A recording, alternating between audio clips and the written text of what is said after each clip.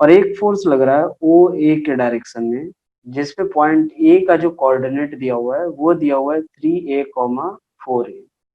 ठीक है, तो इस ओ ए के डायरेक्शन में एक फोर्स लग रहा है 10p का फोर्स। ठीक है, इसके अलावा हमें एक फोर्स लग रहा है कौन सा, ए बी के डायरेक्शन में। तो वो हम ए बी का डायरेक्शन पहले देखते हैं कि ए बी किस डायरेक्शन में है। इसी में सब जिसको भी डाउट है वो इसी पार्ट में आया होगा डाउट।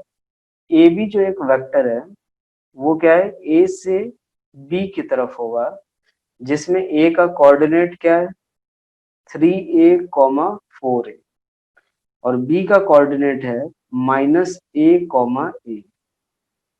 तो एक बात ध्यान रखो, जो ए बी वेक्टर होगा इसको हम लोग कैसे लिखेंगे, तो B vector O B vector, ये ओ से लेके बी की तरफ एक वेक्टर लिया और ओ से ए की तरफ एक वेक्टर लिया। ठीक है, तो ट्राइंगल लॉ अगर अप्लाई करें तो क्या लिख सकते हैं इसमें, तो O A plus A B vector equals to आएगा ओ बी वेक्टर। यही आएगा कि ओ ए वेक्टर और ए बी वेक्टर का रिजल्टेंट होगा O B vector. A B vector equals to क्या लिखेंगे, तो O B vector minus O A vector. ठीक है, जो ओ बी वेक्टर होगा, तो ओ बी वेक्टर यहाँ से क्या होगा, इसका कोऑर्डिनेट क्या है -a, a। तो क्या आएगा -a_i प्लस a_j माइनस जो ओ ए वेक्टर होगा वो आएगा, तो इसका कोऑर्डिनेट क्या है 3a, 4a। तो ओ ए वेक्टर क्या होगा 3a_i प्लस 4a_j। ए बी वेक्टर जो आएगा वो किसके बराबर, तो -a, -3a यानी -4a_i, a -4a तो -3a_j। ठीक है, अब क्वेश्चन में ये बोल रखा है कि सारे वेक्टर को यूनिट वेक्टर में, क्वेश्चन में ये बोल रखा है कि सारे वेक्टर को यूनिट वेक्टर के फॉर्म में लिखना। ठीक है, और सबका रिजल्टेंट निकालना। तो x के लॉन्ग है तो इसके long unit vector i, y के लॉन्ग j। ठीक है, इसको मानते हैं फर्स्ट वेक्टर, इसको सेकंड, इसको थर्ड, और ए बी के लॉन्ग जो 15p फोर्स लग रहा है इसको मान लेते हैं फोर्थ वेक्टर।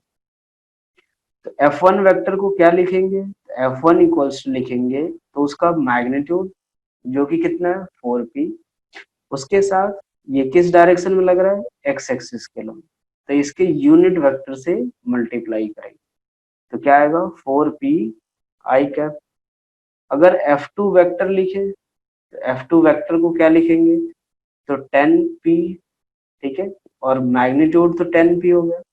अब ओ ए के डायरेक्शन में एक यूनिट वेक्टर लिखेंगे, तो देखो कि ओ ए के डायरेक्शन में यूनिट वेक्टर कैसे लिखेंगे, तो O A vector upon magnitude of O A vector. ठीक है, यहाँ से ये कितना आएगा, तो 10p। ओ ए वेक्टर को क्या लिखेंगे, तो 3a_i plus 4a_j upon magnitude, तो इसका मैग्नीट्यूड कितना होगा, तो 5a। ये स्क्वायर रूट ऑफ कितना होगा 3a का स्क्वायर प्लस 4a का स्क्वायर। ठीक है, अब यहाँ से देखिए इसको सॉल्व करेंगे तो ये कितना आएगा, a से ये पूरा a कैंसिल आउट होगा तो कितना आएगा 2 टाइम्स कैंसिल आउट होगा और 3 से मल्टीप्लाई करेंगे तो 6p_i प्लस 8p_j। ये कौन सा होगा F2 वेक्टर। अगर F3 वेक्टर लिखना हो, F3 वेक्टर जो आएगा वो किसके लॉन्ग आएगा, तो y के डायरेक्शन में। तो क्या करेंगे, तो F3 वेक्टर को 5p और इंटू y के डायरेक्शन में क्या आएगा यूनिट वेक्टर j। ठीक है, ये 5 से 2 को ये कैंसिल आउट किया 2 टाइम्स और ये मल्टीप्लाई किया गया 2 3 जा 6 और 2 4 जा 8। नेक्स्ट जो F4 वेक्टर है उसको क्या लिखेंगे, तो मैग्नीट्यूड इसका है 15p। ठीक है, और किसके डायरेक्शन में, ए बी के डायरेक्शन में एक यूनिट वेक्टर लेना।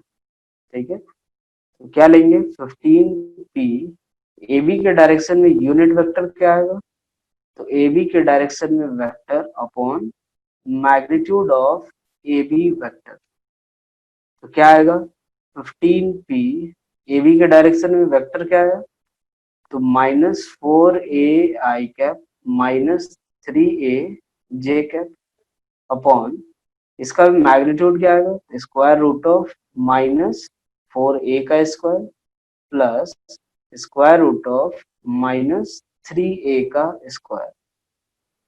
तो यहाँ से इसकी वैल्यू क्या आएगी 15p, और ये क्या आएगा -4a(i) -3a(j) upon 5a।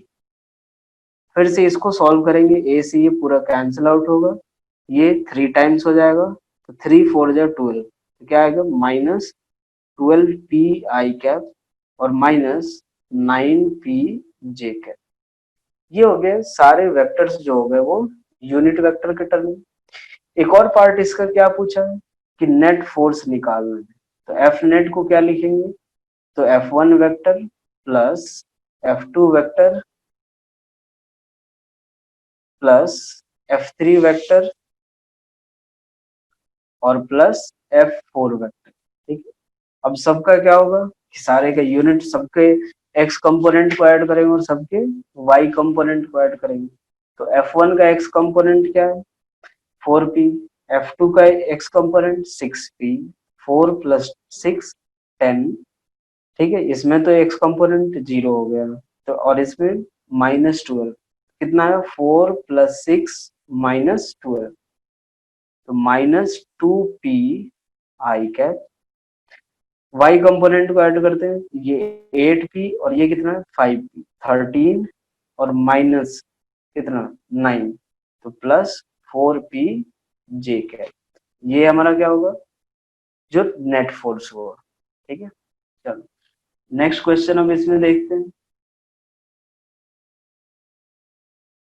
Next question हमारा है जो आप लोगों ने पूछा डाउट, क्वेश्चन ये है कि 4 फोर्स दे रखा है। ठीक है, पहला ऑप्शन है इसमें कि 5 10 30 और 50। सेकंड ऑप्शन है 5 9 9 और 16। सी ऑप्शन है 40 40 90 और 200। और डी ऑप्शन है 10 20 40 और 90। ये पूछा गया है कि कौन सा जो पेयर है वो हमें जीरो रिजल्टेंट प्रोवाइड करे।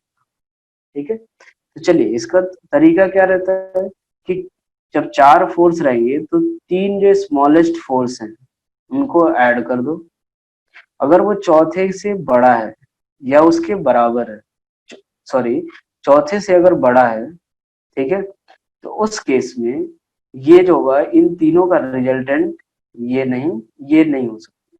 लेकिन अगर इन तीनों का समेशन इसके बराबर, ठीक है, एक मिनट बेटा मैं फिर से बता रहा हूँ कि ये 4 फोर्सेज दे रखे हैं, तो इसमें ये देखना है कि किन 4 फोर्सेज का पेयर जो होगा वो जीरो रिजल्टेंट प्रोवाइड करे। ठीक है, तो 3 स्मॉलेस्ट फोर्स का पेयर ले लो, 5 10 30, ये हो गया।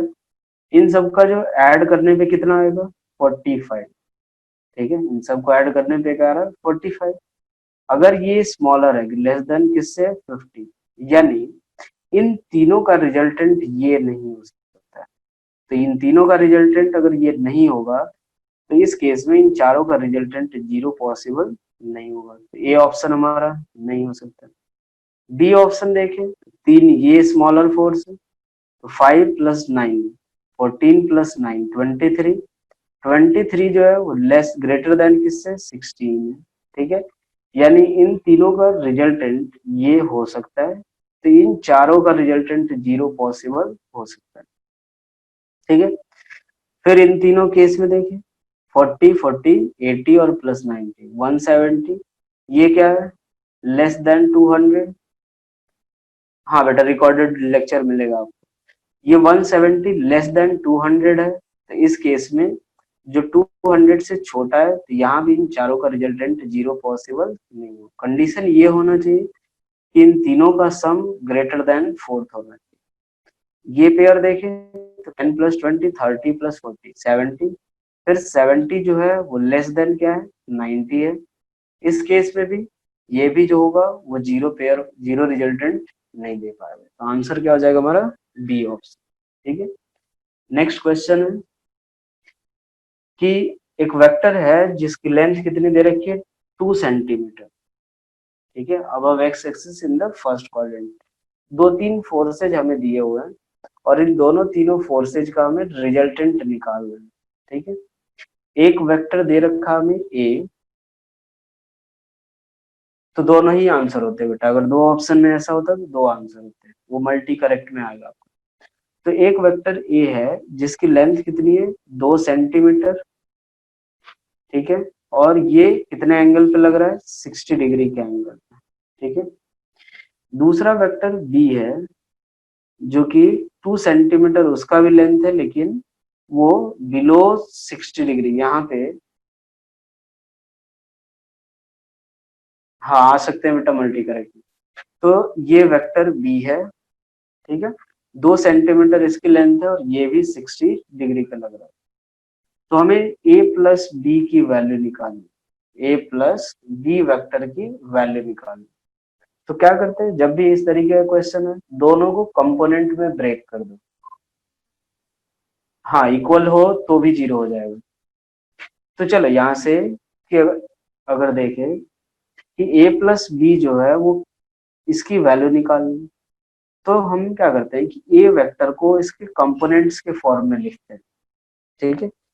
ए वेक्टर को कंपोनेंट्स के फॉर्म में लिखे तो इसका एक्स कंपोनेंट निकालते हैं और इसका वाई कंपोनेंट लगा सकते हैं। वन रिजल्टेंट का फॉर्मूला लगा सकते हैं, लेकिन आपको कंपोनेंट से ही डील करने आना चाहिए। वो ज्यादा, अगर वो आता है आपको तो काफी अच्छी बात है। ठीक है। वेक्टर ए को अगर देखें तो इसका एक्स कंपोनेंट और इसका वाई कंपोनेंट। एंगल जो बन रहा है वो किसके साथ बन रहा है एक्स कंपोनेंट के साथ।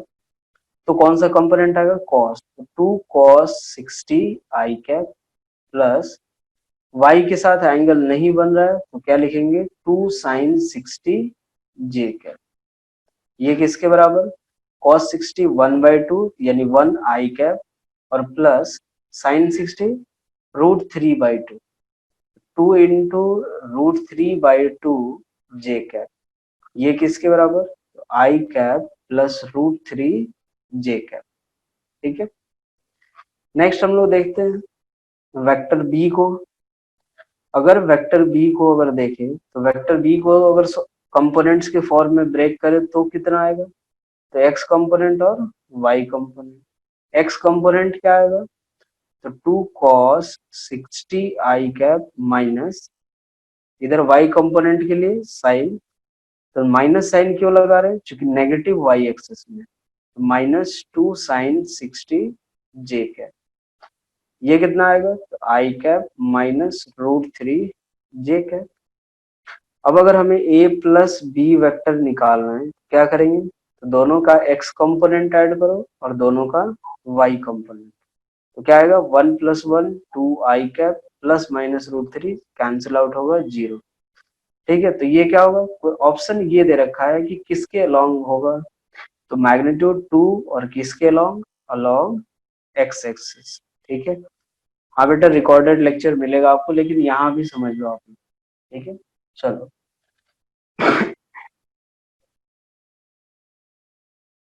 तो बाद नेक्स्ट क्वेश्चन देखते हैं हम लोग।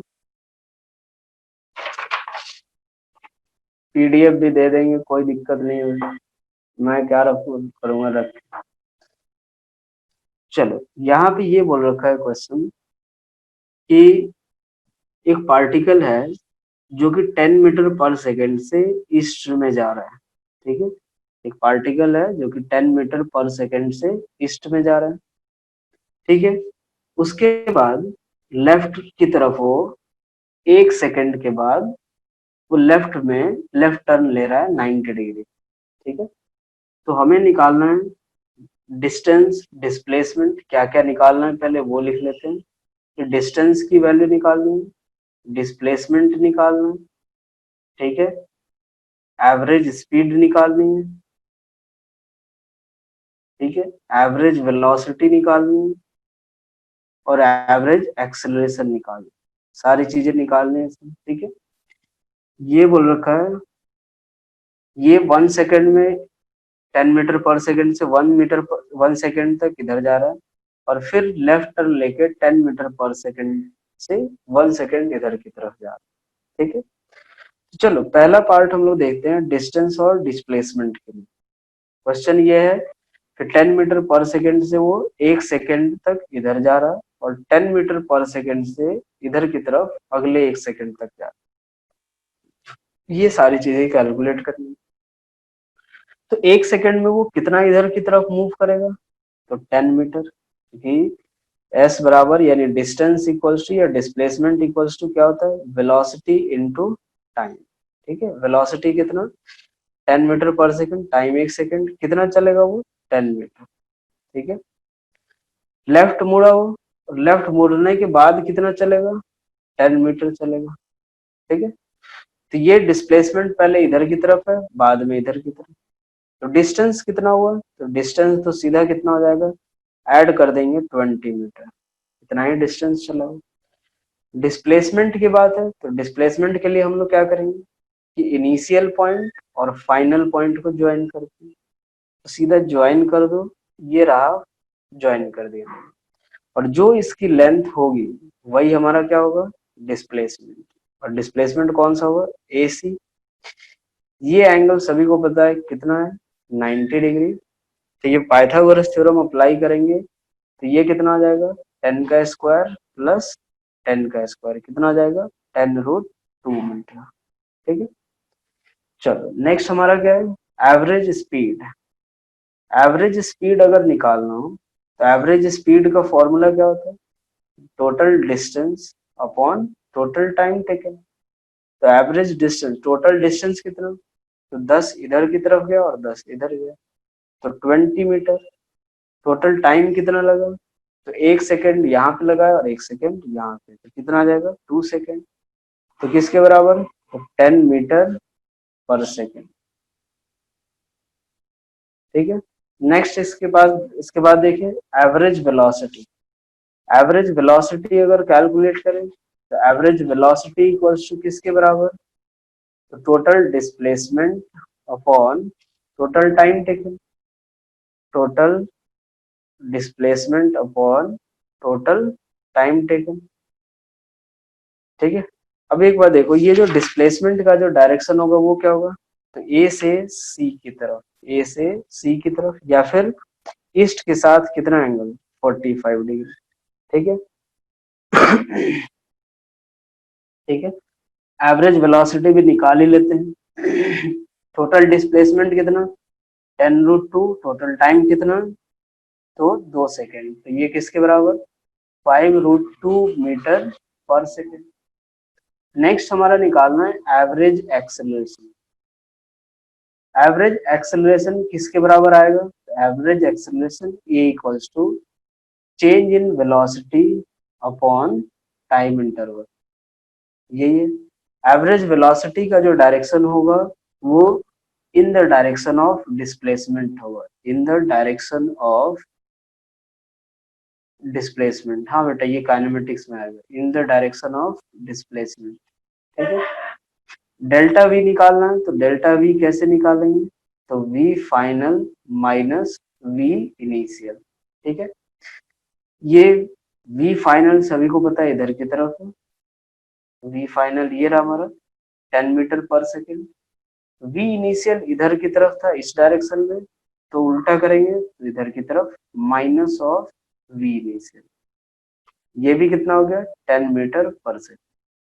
जो रिजल्टेंट आएगा वो इधर की तरफ आएगा, और वो कितना आएगा, तो यहाँ पे दो वेक्टर हैं जो कि 90 डिग्री के एंगल पे हैं, तो इनका रिजल्टेंट क्या होगा, तो 90 डिग्री के एंगल पे जब दो वेक्टर रहते हैं तो क्या होता है, A square plus B square, यानी 10 का स्क्वायर प्लस 10 का स्क्वायर, यानी कितना आ जाएगा, 10√2 मीटर पर सेकेंड, ठीक है। ये एंगल कौन सा होगा, 45 डिग्री, क्योंकि ये भी क्या है 10 और ये भी क्या है 10 मीटर पर सेकेंड। तो tan थीटा इक्वल्स टू निकालते तो कितना आता है, 10/10 यानी 1, यानी थीटा क्या आता है 45 डिग्री। अब एक बात देखो, डायरेक्शन अगर देखें तो क्या होगा, ये वेस्ट होगा और ये कौन सा होगा, नॉर्थ। तो ये क्या होगा, 45 डिग्री नॉर्थ वेस्ट। ठीक है, 45 डिग्री क्या होगा, नॉर्थ वेस्ट के बराबर। ठीक है, तो आंसर क्या आएगा कि 10√2 मीटर पर सेकेंड। ये तो चेंज इन वेलोसिटी होगा। ठीक है, कोई बात नहीं, एक्सेलरेशन में रिपीट कर देता हूँ। एवरेज एक्सेलरेशन इक्वल्स टू क्या है, A equals to delta V upon delta T, यही होता है। चेंज इन वेलोसिटी निकालनी है, टाइम इंटरवल से डिवाइड करना है। ठीक है, तो चेंज इन वेलोसिटी निकालनी है तो क्या करेंगे, तो V final minus V initial, इसको क्या लिख सकते हैं, V final vector plus minus of V initial vector. ठीक है, वी फाइनल इधर की तरफ था, इधर ही रहने दिया, वी इनिशियल इधर की तरफ था, उल्टा कर दिया। ठीक है, ये वी इनिशियल होगा।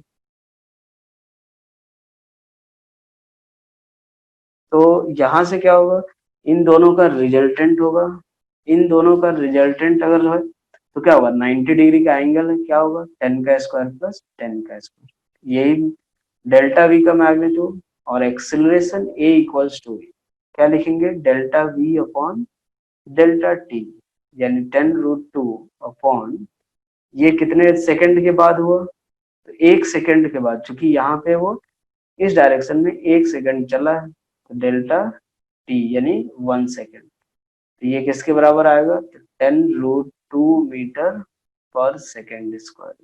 ठीक है, और किस डायरेक्शन में, नॉर्थ वेस्ट के डायरेक्शन में। और एक बात ध्यान रखना बेटा, जब भी ये change in velocity, time 1 second इसीलिए हुआ क्योंकि वो 1 सेकंड तक ही चला हुआ। ठीक है, 10 मीटर पर सेकंड से वो 1 सेकंड तक चला है, उसके बाद जस्ट वो टर्न ले ली। अब उसके बाद तो वो इधर की तरफ कंटिन्यू कर, ये चेंज जो हुआ है वेलोसिटी के डायरेक्शन में, जो चेंज हुआ है वो कितनी देर में हुआ है, 1 सेकंड में। ये जो चेंज हुआ है वो कितने सेकंड में हुआ है, 1 सेकंड में चेंज हुआ है। तो इसीलिए टाइम हम लोग कौन सा लेंगे, जितने टाइम में ये वेलोसिटी में चेंज हुआ। अब 1 सेकंड के बाद तो वो कंटिन्यूअसली मूव करते रह रहा है, इसीलिए यहाँ पे टाइम क्या लेंगे, 1 सेकंड। ठीक है, चलो ये चीज ध्यान रखना, आप जब भी अगर चेंज निकालना हो तो ये फाइनल माइनस इनिशियल करेंगे, और उसका डायग्राम आप जरूर बनाना, क्योंकि डायग्राम नहीं बनाओगे यहाँ पे ये डायरेक्शन में गलती हो जाती है, और यही 90% स्टूडेंट्स गलत करते हैं। ठीक है, तो यहाँ से देखो फिगर ये है कि ये जैसे v इनिशियल है,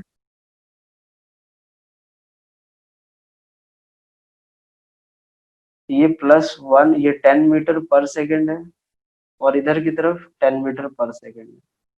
ठीक है, यहाँ पे ये इनिशियल वेलोसिटी है, ये फाइनल, तो v final minus v initial करेंगे। ठीक है, ये v इनिशियल है, ये v फाइनल है। तो ये जो वेलोसिटी में चेंज आया वो कितनी देर में आया था, 1 सेकंड में। उसके बाद वेलोसिटी चेंज नहीं हुई, तो इसीलिए टाइम टू इसलिए नहीं ले रहे हैं बेटा, क्योंकि 1 सेकंड में के बाद वेलोसिटी में चेंज आया। ये जो वेलोसिटी हम लोग जो एक्सेलरेशन लिखते हैं, delta V upon delta T, तो delta V upon delta T जब लेते हैं तो ये चेंज इन जो वेलोसिटी हुआ कितने टाइम में चेंज हुआ वो लेते हैं। यहाँ से चेंज कितने टाइम हुआ, 1 सेकंड के बाद चेंज हुआ है। ठीक है, तो ये 1 सेकंड का टाइम लेंगे, इसके बाद कोई चेंज नहीं हो रहा है, तो इसीलिए नहीं लिया। ठीक है, नेगेटिव क्यों लिया अपन ने, तो एक बार देखो, ये जैसे मान लो हमने देखा कि एक्सेलरेशन इक्वल्स टू क्या आ रहा है, delta V upon delta T. अब डेल्टा वी का क्या होगा, final velocity minus initial velocity. इसको क्या लिख सकते हैं, final velocity plus minus of initial velocity. ठीक है, तो इसीलिए क्या कर रहे हैं, सब्ट्रैक्ट कर रहे हैं, तो फाइनल वेलोसिटी तो ये रहा। अब हमें क्या करना है, दो वेक्टर किसको किसको ऐड करना है, तो ये वीएफ को और माइनस ऑफ वी आई को। तो वी एफ ये रहा, माइनस ऑफ वी आई कौन सा रहा, इधर की तरफ। इसीलिए इसको रिवर्स किया है, क्योंकि माइनस वी आई को ऐड करना है, क्योंकि वी एफ टाइम, ये डेल्टा वी जो है वो हमें क्या बताता है, वी एफ माइनस वी आई बताता है। ठीक है, हाँ, नेगेटिव से जो लोग सोच रहे हैं कि फॉर्मूला लगा देते हैं कि square root of A square plus B square, -2ab cos theta, कोई दिक्कत नहीं है, आप मैग्नीट्यूड इससे निकाल लोगे।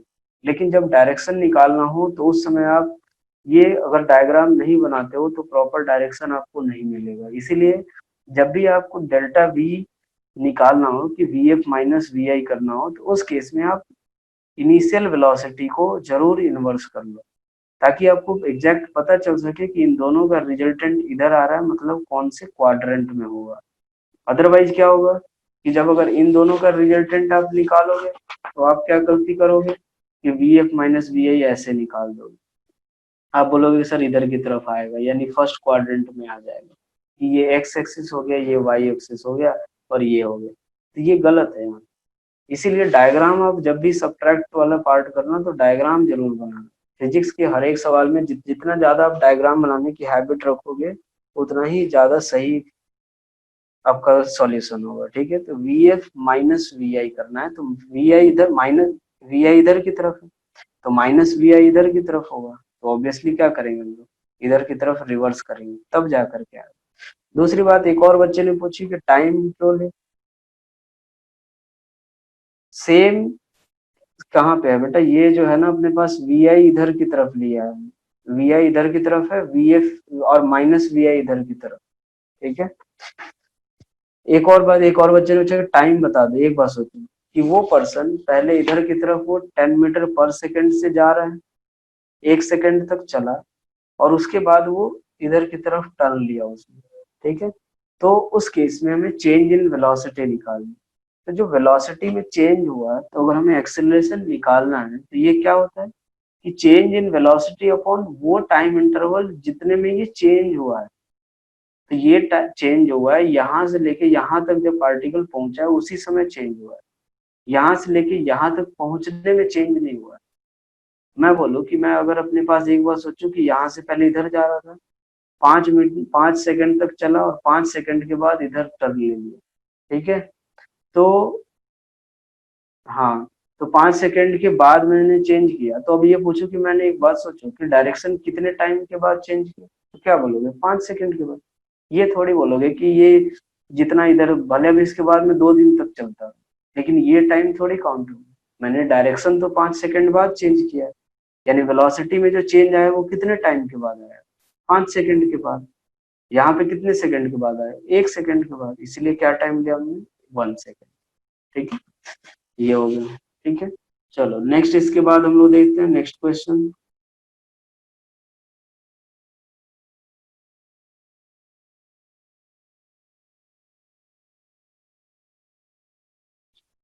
चलो 1 मिनट रुकना।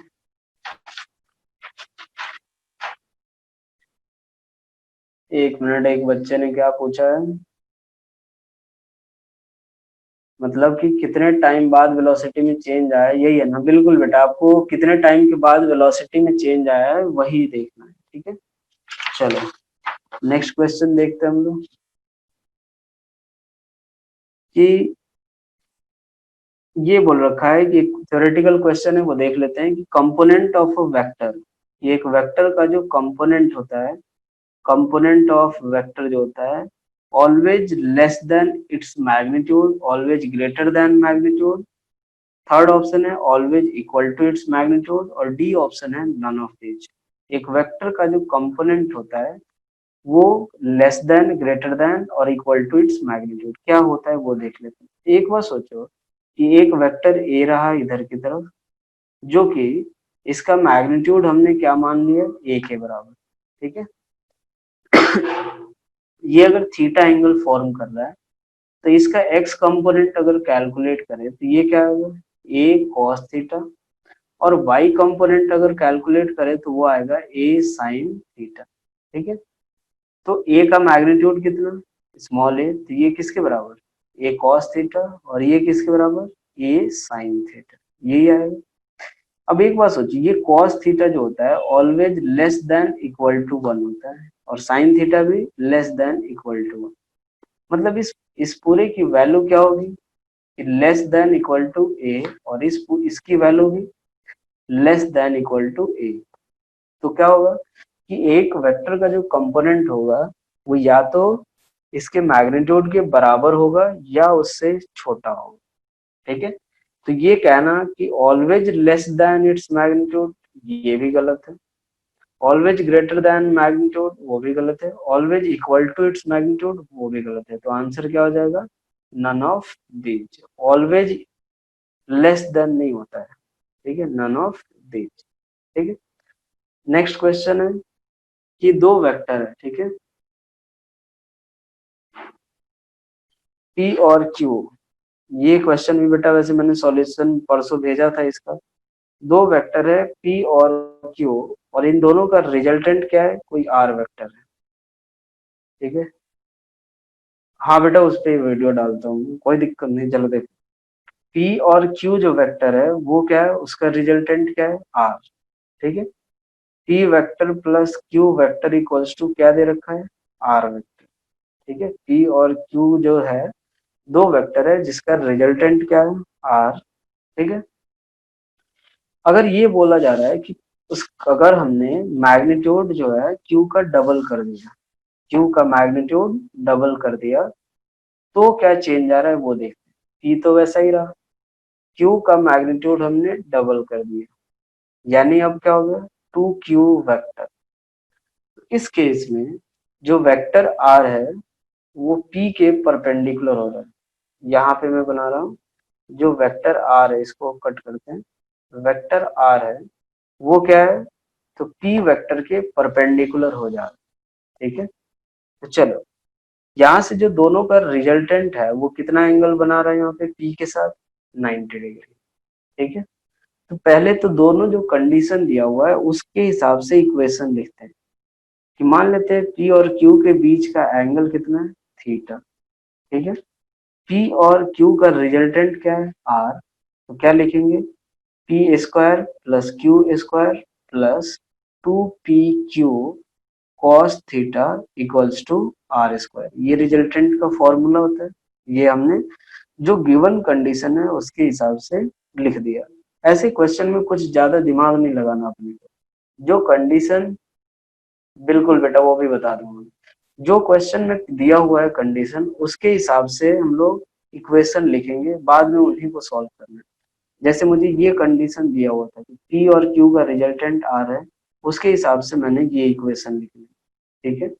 दूसरा इक्वेशन कंडीशन इक्वेशन क्या, सॉरी दूसरा कंडीशन क्या दिया हुआ है कि जो आर वेक्टर है वो पी के साथ 90 डिग्री का एंगल फॉर्म कर। सभी को पता है कि tan थीटा इक्वल्स टू यानी tan अल्फा इक्वल्स टू क्या फॉर्मूला होता है? तो जिसके साथ एंगल बनाते हैं वो एक बार आता है, और जिसके साथ नहीं बनाते जैसे 2q वो दो बार आता है। इनके बीच का एंगल कितना है? थीटा। तो क्या लिखेंगे? 2q साइन थीटा अपॉन क्या लिखेंगे इसमें? p plus 2q cos theta, ठीक है। इस अल्फा की वैल्यू क्या दे रखी है? 90 डिग्री। और tan 90 किसके बराबर? इन्फिनिटी। और ये इन्फिनिटी है यानी ये क्या शो कर रहा है? p plus 2q cos theta जो होगा वो किसके बराबर? 0 के बराबर, ठीक है। तो यहाँ से हमें क्या मिल रहा है कि 2q कॉस थीटा ये किसके बराबर होगा? माइनस ऑफ p के, ठीक है। तो बस यहाँ से उठा के पुट करते हैं, तो P square plus Q square, और 2q कॉस थीटा की जगह पे क्या लिखेंगे? Minus P. क्या लिख देंगे? Minus P square equals to R square, ठीक है। पी स्क्वायर से पी स्क्वायर कैंसिल आउट हुआ, R square equals to Q square, यानी आर इक्वल्स टू क्यू, ठीक है। यही हमारा आंसर होगा। चलो नेक्स्ट क्वेश्चन देखते हैं। नेक्स्ट क्वेश्चन ये दे रखा है, चल लास्ट वाला देख लेते हैं एक बार और। ये बोल रखा है कि P और Q जो है वो दो वेक्टर है जिनका रिजल्टेंट R वेक्टर है, ठीक है। यानी ये कंडीशन दिया हुआ कि P plus Q equals to R vector, ठीक है। तो क्या होगा कि P square plus Q square equal plus 2pq cos theta equals to R square. ये इक्वेशन पहले हमने लिख ली। सेकेंड पार्ट में बोल रखा है कि जैसे ही Q को हमने डबल किया तो वैसे ही R जो हो गया वो P का परपेंडिकुलर हो गया, यानी 90 डिग्री का एंगल फॉर्म कर। तो एंगल की बात लिखे तो tan अल्फा इक्वल्स टू क्या लिख सकते हैं? 2q sine theta upon p plus 2q cos theta, और tan 90 किसके बराबर, इन्फिनिटी। और ये तभी पॉसिबल होगा जब p plus 2q cos theta 0 के बराबर हो, क्योंकि समथिंग अपॉन 0 क्या होता है, इन्फिनिटी। यहाँ से ले लिया p plus 2q cos theta equals to 0। ये 2q cos थीटा की वैल्यू उठा करके हमने यहाँ पे पुट कर दी, यहाँ से सॉल्व कर दी, ठीक है। चलो नेक्स्ट हम लोग देखते हैं। क्योंकि बेटा tan 90 इन्फिनिटी होता है, और इन्फिनिटी तब होगा जब ये पूरा पार्ट 0 हो, तभी तो ये समथिंग अपॉन 0 जो होगा वो इन्फिनिटी के बराबर आता है। तो इसीलिए हमने p plus 2q cos theta को 0 ले रखा है, ठीक है। चलो नेक्स्ट क्वेश्चन है कि एक वेक्टर a जो है वो x एक्सिस के साथ 20 डिग्री का एंगल फॉर्म कर रहा है। एक वेक्टर a जो कि x एक्सिस के साथ कितना एंगल, 20 डिग्री फॉर्म कर रहा है।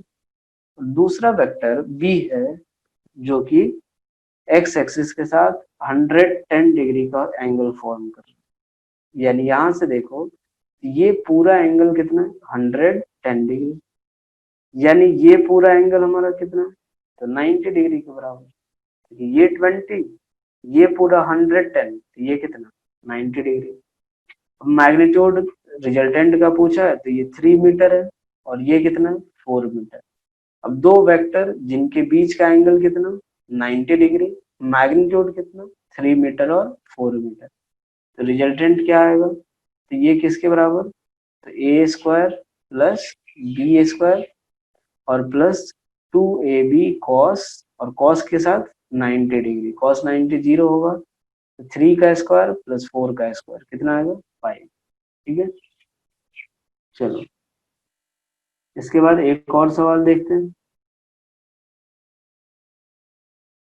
कि ये बोल रखा है कि ए और बी जो है वो दो वेक्टर हैं जिन दोनों का मैग्नीट्यूड क्या दे रखा है, 10, ठीक है। और एक वेक्टर ए जो है वो एक्स एक्सिस के साथ, वैसे ये पिछले सवाल जैसा ही है, एक्स एक्सिस के साथ 30 डिग्री का एंगल फॉर्म कर रहा है, और दूसरा जो है एक्स एक्सिस के साथ वो 60 डिग्री का एंगल फॉर्म कर रहा है।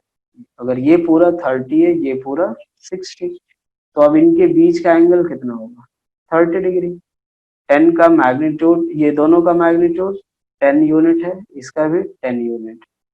रिजल्टेंट आर का फॉर्मूला, इन दोनों वेक्टर के बीच का एंगल कितना, 30 डिग्री हो गया। तो रिजल्टेंट का फॉर्मूला अप्लाई करो, क्या आएगा, A square plus B square plus 2ab cos 30 degree, ठीक है। आप एक बार यहाँ पे वैल्यू पुट कर लेना, आ जाएगा आंसर। एक और चीज, डायरेक्शन निकालना। तो एक चीज बताई थी मैंने पिछली क्लास में भी कि अगर दो इक्वल मैग्नीट्यूड के वेक्टर होते हैं तो जो रिजल्टेंट होता है वो उनके एंगल बाइसेक्टर पे आता है। तो ये इनका रिजल्टेंट होगा। इनके बीच का एंगल 30 है, तो यहाँ से कितना एंगल, 15 डिग्री, यानी यहाँ से कितना एंगल बनाएगा ये, 45 डिग्री। तो जैसा दिया हुआ ऑप्शन में आप उसके हिसाब से क्रॉस चेक कर सकते हैं, ठीक है, कि वो एक्स एक्सिस के साथ 45 डिग्री बनाएगा और वाई एक्सिस या उन दोनों में से किसके साथ 30 डिग्री, ठीक है। चलो एक बच्चा ये बार बार बोल रहा है कि सर ये क्वेश्चन बता दो, मैं 1 मिनट रुक जाओ, क्वेश्चन देख लेता हूँ मैं।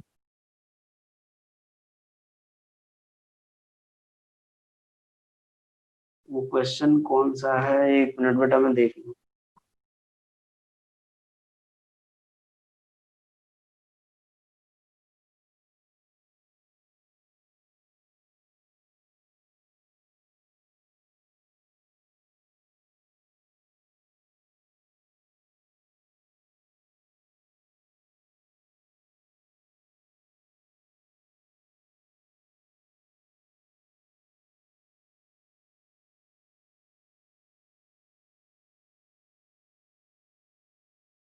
एक मिनट बेटा, वो क्वेश्चन मिल नहीं रहा, मैं देखता हूँ। एक बार कोई अगर अभी क्वेश्चन अगर भेज सकता है तो अभी, हाँ मिल गया बेटा, देख लो, ठीक है। चलो यहाँ देखो क्वेश्चन। ये क्वेश्चन बताना, ये इसी क्वेश्चन की बात कर रहे थे ना, कोई बच्चा भेज रहा था मैसेज की सर ये इसके बाद ये वाला, ये क्वेश्चन ये दिया हुआ है कि ए plus B plus C vector जो है वो 0 डिग्री के 0 के बराबर, ठीक है, यही दिया हुआ है ना क्वेश्चन। इसमें ये दिया हुआ है कि दो वेक्टर का मैग्नीट्यूड इक्वल है, A equals to vector B है, मान लेते हैं दोनों इक्वल है, इनकी वैल्यू एक्स के बराबर, ठीक है। ये क्वेश्चन नहीं है, एक बार भेज दो कोई क्वेश्चन, अभी दोबारा भेज दो, अगर मैं देख लेता हूँ, दोबारा भेज दो एक बार क्वेश्चन, फिर मैं बता देता हूँ, क्योंकि अभी तो मेरे पास यही क्वेश्चन आ रहा है। ये भी करा दूं, पहले बोलना चाहिए तुम, बैक कर दिया मैंने। चलो देख लेते हैं। हाँ रेशियो ऑफ यही बता रहा हूँ बेटा, रेशियो ऑफ यही क्वेश्चन बता रहा हूँ। चलो देखो, ए और बी दोनों क्या है, इक्वल हैं, जिनका मैग्नीट्यूड कितना एक्स है, ठीक है। और जो सी का मैग्नीट्यूड है वो दिया हुआ है √2 टाइम्स ऑफ ए और बी कोई भी मान लो, तो ये कितना हो गया √2 एक्स के बराबर, ठीक है। अब यहाँ से बोल रखा है कि ए और बी के बीच का जो एंगल दिया हुआ है, वेक्टर ए और वेक्टर बी के बीच का एंगल दिया हुआ है 150 डिग्री, ठीक है। और वेक्टर बी और वेक्टर सी के बीच का जो एंगल दिया हुआ है वो दे रखा है 120 डिग्री, ये 150 है, ये 120 है, और ये कितना हो जाएगा फिर 90 डिग्री, ठीक है। चलो, इसका मैग्नीट्यूड एक्स, इसका मैग्नीट्यूड एक्स, और इसका मैग्नीट्यूड रूट √2 एक्स के बराबर, ठीक है। हाँ 91।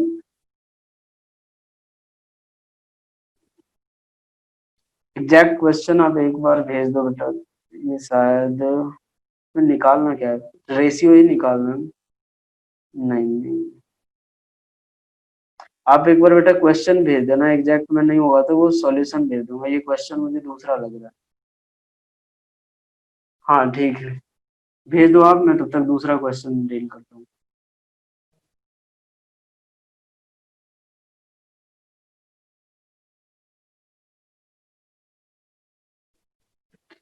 चलो दूसरा क्वेश्चन देखते हैं। बोल रखा है कि position of a particle moving along X axis is given by X equals to 5t² minus 4t plus 20, ठीक है। ये दिया हुआ है पोजीशन एक पार्टिकल की का दिया हुआ है जो कि एक्स एक्सिस के लॉन्ग मूव कर रहा है, ठीक है। हमें पूछा गया है कि पहला पार्ट कि average velocity V average between 1 second and 3 second, 1 second और 3 सेकेंड के बीच में हमें एवरेज वेलोसिटी निकालनी है, ठीक है। तो देख लो, पोजीशन निकाल लो, पार्टिकल का पोजीशन निकाल लो, ठीक है। तो पार्टिकल का पोजीशन अगर निकाले तो X at T equals to 1 second क्या होगा, 5 × 1 का स्क्वायर माइनस 4 × 1 प्लस 20, कितना हो जाएगा 5 - 4 1 + 20, कितना हो जाएगा 21 मीटर। यानी टी इक्वल्स टू 1 सेकेंड पे पार्टिकल जो है वो कहाँ पे 21 metre, X equals to 3 metre पे कितना होगा 5 × 9 माइनस 4 × 3 12 प्लस 20, कितना हो जाएगा 45 प्लस 20 कितना हो जाएगा 65 माइनस 12 53 मीटर। अब एक बात सोचो, एक पार्टिकल जो है वो t इक्वल्स टू 1 पे, x इक्वल्स टू कहाँ पे 21 पे, x इक्वल्स टू 3 सेकेंड पे वो कहाँ पे है 53 मीटर पे। तो डिस्प्लेसमेंट कैलकुलेट कर लेंगे, डिस्प्लेसमेंट जो आएगा वो किसके बराबर, तो डिस्प्लेसमेंट जो आएगा वो कितना आएगा 53 मीटर माइनस 21 और अपॉन टोटल टाइम 2 सेकेंड, कितना आ जाएगा 32/2 यानी 16 मीटर पर सेकेंड, ठीक है। सेकंड पार्ट इसी का पूछा हुआ है कि velocity as a function of, okay मैं एक बार देख लेता हूँ, velocity at T equals to 3 second, तो v इक्वल्स टू क्या होगा तो dx अपॉन dt, तो x की वैल्यू दे रखी है, x इक्वल्स टू क्या दे रखा है इनमें 5t² minus 4t plus 20। Differentiate करो, इसको डिफरेंशिएट करेंगे क्या आएगा, तो 5 कांस्टेंट है बाहर कर दिया, t² by D T minus 4, फिर क्या आएगा dt बाई डी टी और plus d of 20 by D T. ठीक है, जीरो हो जाएगा ये कितना आ जाएगा 2t, तो 2 तो 10t माइनस 4, यहाँ पे t इक्वल्स टू क्या पुट कर देंगे 3 सेकेंड। सी पार्ट में पूछा है acceleration at t equals to 2 second, a equals to क्या होगा dv बाई डी, डिफरेंशिएट करो, तो इसको डिफरेंशिएट करेंगे। ठीक है, तो क्या होगा 10 और यही होगा एक्सेलरेशन क्या है कांस्टेंट, 10 सेकेंड पे क्या होगा एक्सेलरेशन कांस्टेंट होगा और यही वैल्यू होगी। पूछा है when the particle is at rest, D part पूछा गया है कि व्हेन पार्टिकल जो है वो रेस्ट पे, when particle is at rest, तो रेस्ट पे कब होगा जब वेलोसिटी क्या हो जाए जीरो, तो क्या हो जाएगा तो 10t minus 4 equals to zero, velocity का यही एक्सप्रेशन है, तो t इक्वल्स टू किसके होगा 4/5 सेकेंड, 4/5 सेकेंड पे वेलोसिटी क्या होगी जीरो। चलो नेक्स्ट इसमें जो आप लोगों ने अभी भेजा है क्वेश्चन में एक बार देख लेता हूँ कौन सा क्वेश्चन है।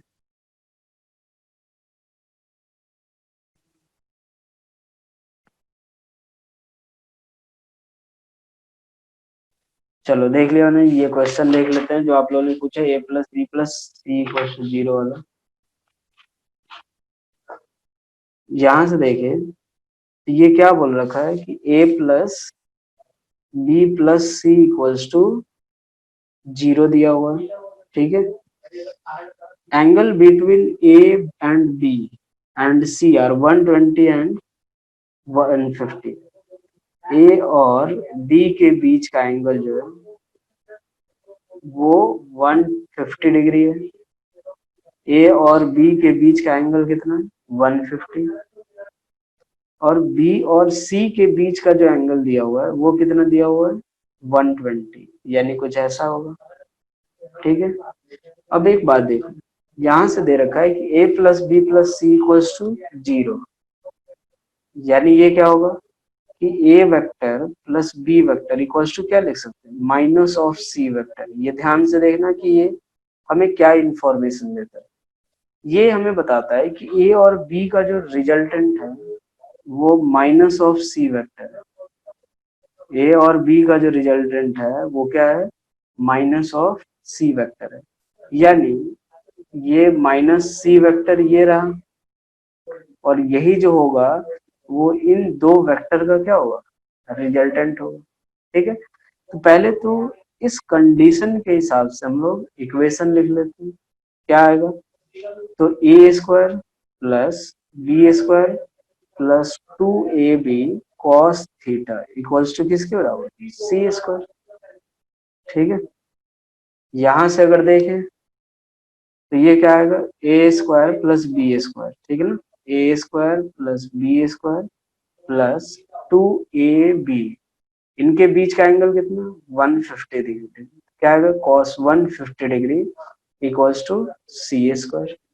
ठीक है, इसकी वैल्यू क्या दे रखी है A square plus B square, ठीक है, और ये कितना दे रखा है कि 2ab प्लस 2ab, और cos 150 की वैल्यू क्या आएगी तो cos 90 प्लस 60 डिग्री, और cos 90 प्लस 60 कितना आएगा माइनस साइन 60 डिग्री, मतलब माइनस √3/2, ये कितना आएगा minus √3/2 equals to C square. यहां से क्या बनेगा A square plus B square minus √3ab equals to C square. ठीक है, एक ये इक्वेशन, दूसरा दूसरा जो इक्वेशन दिया हुआ है वो क्या दे रखा है इनने कि देखो ए और बी का रिजल्टेंट क्या है माइनस ऑफ सी वेक्टर, यानी ये जो एंगल है वो कितना एंगल है 90 डिग्री। ये क्या बता रहा है कि ए और बी का जो रिजल्टेंट है वो ए के साथ 90 डिग्री का एंगल फॉर्म करे, ठीक है। तो क्या लिखेंगे, tan 90 डिग्री इक्वल्स टू, यहाँ से क्या लिखेंगे, तो बी साइन, जिसके साथ एंगल नहीं बन रहा है, किसके साथ, बी के साथ, तो क्या लिखेंगे, बी साइन 150 डिग्री अपॉन क्या लिखेंगे, ए प्लस बी कॉस 150 डिग्री, ये लिखेंगे। साइन 150 की वैल्यू किसके बराबर, साइन 90 प्लस 60 डिग्री, और ये कितना आएगा, कॉस 60 डिग्री, और ये किसके बराबर, 1/2। अब एक बात देखो, tan 90 किसके बराबर, अभी देखा था हमने, इन्फिनिटी होता है, और ये कब पॉसिबल है, जब a plus B cos 150 degree equals to 0 हो जाए। और अगर यहां से 0 है, कॉस 150 की वैल्यू किसके बराबर, √3/2, तो a minus √3/2b equals to 0। तो यहां से क्या आएगा, a/b इक्वल्स टू √3/2 के बराबर, ठीक है। a/b किसके बराबर, √3/2 के बराबर, ठीक है। चलो अब यहां से हम लोग एक बात देखते हैं कि a इक्वल्स टू क्या लिख सकते हैं, √3/2b। a और b का